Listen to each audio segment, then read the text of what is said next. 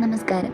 അപ്പോൾ ഇന്നത്തെ ഈ സെക്കൻഡ് എപ്പിസോഡിൽ നമ്മൾ പറഞ്ഞിട്ടുണ്ടായത് ഡീറ്റെയിൽഡ് ആയിട്ടുള്ള ഡ്രോയിങ്സ് കാണിക്കാനായിരുന്നു.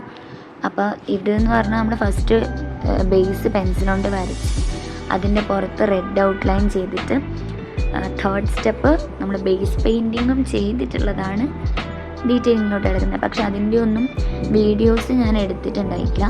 ഫോട്ടോസ് ഞാൻ ഇതിലോട്ട് ആഡ് ചെയ്യാം. അപ്പോൾ അതിന് ശേഷം നമുക്ക് ബാക്കി നോക്കാം.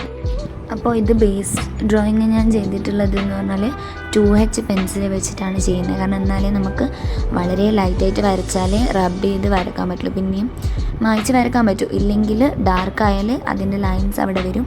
സോ നമ്മൾ പെയിൻറ്റ് ചെയ്യുന്ന സമയത്ത് അവിടെ ആ ലൈൻസ് വ്യക്തമായി കാണാൻ പറ്റും. അത് പോവില്ല. അപ്പോൾ അത് വളരെ വൃത്തിയോടെയായിരിക്കും. അപ്പോൾ അതുകൊണ്ട് നമ്മൾ ലൈറ്റ് പ്രഷറിൽ 2H പെൻസിൽ വെച്ചിട്ട് വേണം ബേസ് ഡ്രോയിങ് ചെയ്യാൻ. നെക്സ്റ്റ് നമുക്ക് റെഡ് ഔട്ട്ലൈനിങ് നോക്കുമ്പം ഞാൻ റെഡിൻ്റെ തന്നെ സ്കാർലെറ്റ് ലൈറ്റ് എന്ന് പറഞ്ഞിട്ടൊരു ഷെയ്ഡുണ്ട്. അത് വെച്ചിട്ടാണ് ഞാൻ റെഡ് ഔട്ട്ലൈനിന് യൂസ് ചെയ്യുന്നത്.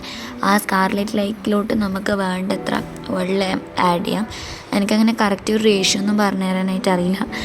ഞാൻ ആഡ് ചെയ്തിട്ട് ഒരു ലൂസ് കൺസിസ്റ്റൻസി ആവുന്നവരെ ചെയ്യും. കാരണം നമുക്കതൊരു ബേസ് ഔട്ട്ലൈന് മാത്രം കിട്ടിയാൽ മതി എന്നുള്ളതിനപ്പുറം അതിന് കാര്യമായിട്ടുള്ള ഇമ്പോർട്ടൻസ് ഒന്നുമില്ല. സോ അത്ര വരെ ചെയ്തിട്ട് അപ്പോൾ നമ്മൾ ചെയ്യുന്ന സമയത്ത് കുറച്ച് ഡ്രോപ്പായിട്ട് വെള്ളം ആഡ് ചെയ്യുക. അല്ലെങ്കിൽ ഓവറായി നമ്മൾ പിന്നെ ഒരുപാട് കളർ പിന്നെയും ആഡ് ചെയ്യേണ്ടി വരും.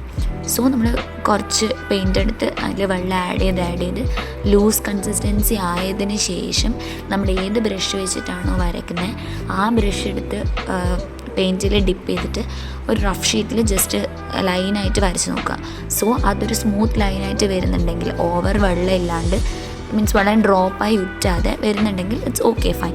അപ്പോൾ അതിൽ നമ്മൾ ലൈൻസായിട്ട് വരച്ച് നോക്കിയിട്ട് വേണം ഔട്ട്ലൈനിങ് ചെയ്യാൻ. അത്ര മാത്രമേ ഉള്ളൂ. അതിൽ കൂടുതൽ വലിയ കഥയൊന്നും ഇല്ല. അത് വെച്ചിട്ട് നമുക്ക് ഔട്ട്ലൈനിങ് ചെയ്യാവുന്നതാണ്. സോ നമ്മളിത് ഇവിടെ വെച്ച് സ്റ്റോപ്പ് ചെയ്യാണ്. ഇനി ബേസ് പെയിൻറ്റിങ്ങും ഡീറ്റെയിലിങ്ങും നെക്സ്റ്റ് ഇതേപോലത്തെ ഒരു വീഡിയോ ആയിട്ട് ഞാൻ അപ്ലോഡ് ചെയ്യുന്നതായിരിക്കും. So bye and thank you for watching my video.